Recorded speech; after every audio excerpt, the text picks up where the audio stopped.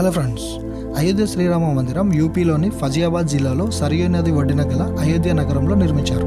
ఈ ప్రాంతమే భారతదేశంలో పురాతనమైన ప్రాంతాలలో ఒకటిగా గొప్ప ఇతిహాసమైన రామాయణంకి నిదర్శనంగా చెప్పబడింది. ప్రధాన గర్భగుడిలోని విగ్రహాల కోసం శాలిగ్రామ శిలలను వాడారు. ఈ శాలిగ్రామ శిలలు నేపాల్లోని గండకి నుంచి తీసుకొచ్చారు.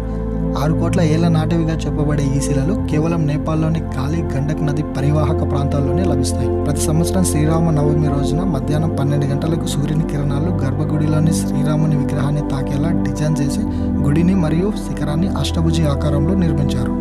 ఈ ఆలయ నిర్మాణం కొత్తగా డిజైన్ చేసింది ఏమీ కాదు. 1989లో ప్రముఖ శిల్పి అయిన చంద్రకాంత్ సోంపురా ఈ ఆలయ డిజైన్ని రూపొందించారు. గుజరాత్లోని సోమనాథ్ ఆలయ పునర్నిర్మాణానికి రూపకల్పన చేసిన ప్రభాకర్ కొడుకే ఈ చంద్రకాంత్ సోంపురా. వీరి కుటుంబానికే చెందిన అశోక్ సోంపురా ఈ ఆలయానికి ఆర్కిటెక్ట్గా పనిచేస్తున్నారు. దేవతలు నడిచిన నగరంగా, రాములోరు నడిచిన